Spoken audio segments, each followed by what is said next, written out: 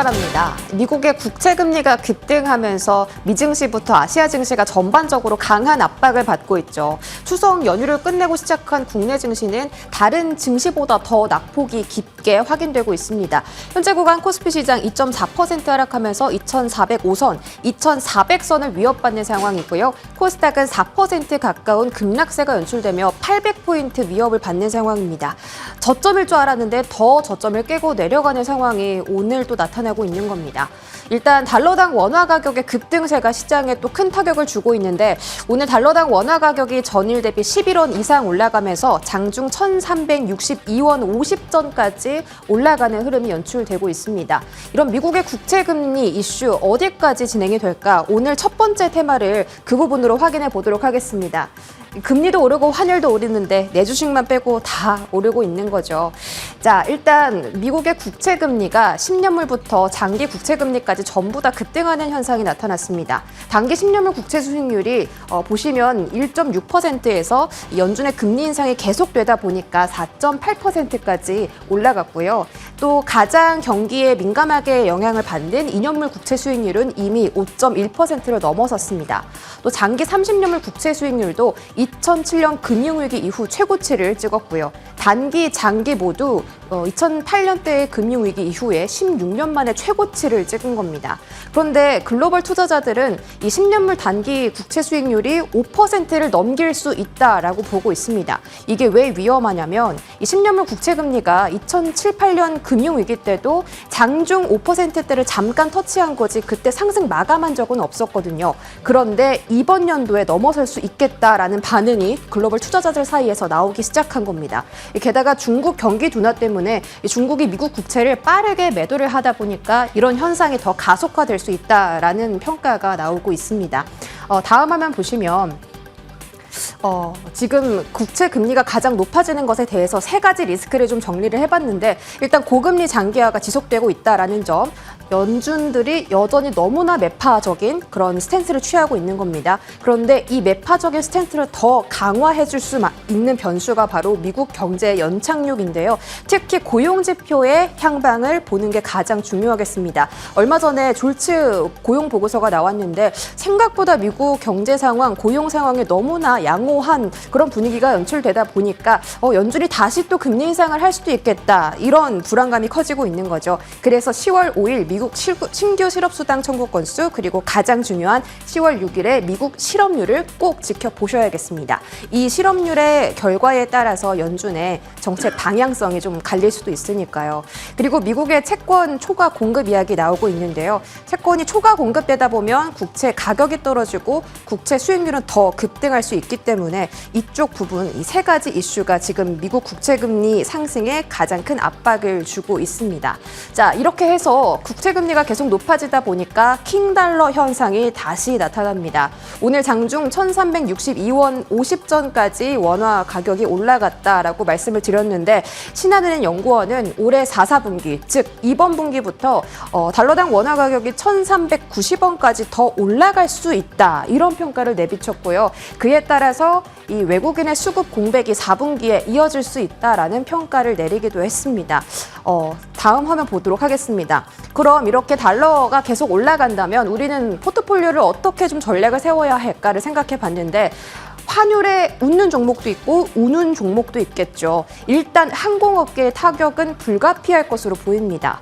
원화 가격이 10원 상승하면 대한항공이 잃을 수 있는 손실 금액이 400억이 넘어가고요. 유가가 1달러가 올라간다면 또 손실을 볼 수 있는 금액이 2,600만 달러를 넘어갑니다. 그런데 지금 상황은 환율도 올라가고 유가도 올라가고 있는 상황이기 때문에 대한항공, 아시아나항공 등등 항공업계의 타격이 불가피해 보이고요. 반면에 수출 비중이 높고 달러 결제가 많은 업계들은 조금 수혜를 받을 수 있을 것으로 보입니다. 특히 오늘 시장에서 좀 방어적으로 움직여주고 있는 시가총액 상위 종목 현대차, 기아 확인해 보실 수가 있는데요. 자동차 업계는 특히나 또 실적도 동반이 되고 있기 때문에 이쪽에 대해서 좀 방어적인 종목으로 포트폴리오를 구성하는 게 어떻겠냐라는 증권가 이야기 나오고 있습니다. 조선주나 의류 OEM, 제약바이오도 전통적인 고환율 수혜주로 꼽히는데 특히 제약바이오는 또 하반기에 모멘텀이 가득하기 때문에 이 자동차나 제약바이오 업종 중심으로 지켜보시면 좋을 것 같습니다. 자, 오늘 특히 코스닥이 4%대 급락을 하는 이유가 2차 전지 쪽에 급락세가 많이 연출되기 때문이 아닐까 싶은데요. 에코프로가 오늘 장중에 80만 원대까지 내려가면서 2차 전지에 대한 투자 심리가 계속해서 악화되고 있습니다.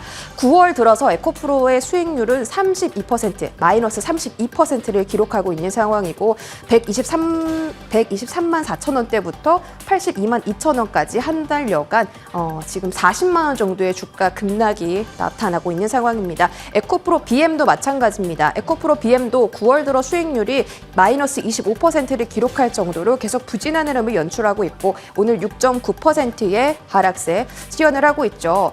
하나증권에서 에코프로에 대한 매도 리포트를 제시를 했습니다. 매도 의견을 이미 냈었는데 그 의견을 유지한다라는 이야기가 나왔고요. 그 골자는 가파른 성장성을 주가에 모두 다 반영했다라는 겁니다. 이 고평가 논란은 사실 올해 초중반에 계속해서 나왔던 이야기인데 개인 투자자들이 사실 그 부분을 염두에 두지 않고 좀 매수 붐이 일어나면서 주가가 급등한 그런 종목이었죠. 에코프로에 대해서 개인 투자자가 그렇게 러브콜을 보냈는데 개인 투자자들마저 7월부터 에코프로에 대해 차익 실현을 시작합니다. 3개월 동안 1조 8,400억 원 규모의 주식을 대량으로 매도를 하고 있었던 거죠. 그렇다면 전기차 성장이 끝났냐? 그건 아닙니다. 전기차 성장은 계속해서 이어나갈 것이지만 그에 대한 필요 충분 조건이 뭐냐? 바로 공급망의 안정화라는 거죠. 그렇다면 공급망에서 경쟁 우위를 확보한 종목을 보는 게 어떻겠냐라는 게 하나증권의 이야기고요. 그 세 가지가 LG 엔솔, 포스코퓨처엠 그리고 에코프로비엄 세 가지 종목을 꼽았습니다. 이 숫자는 모두 다 목표 주가고요. 지금 주가 구간에서 업사이드가 이만큼 열려 있다. 가장 높은 업사이드는 포스코퓨처엠이 가져가지만 오늘 포스코 그룹주도 전반적으로 힘이 좋지 않습니다.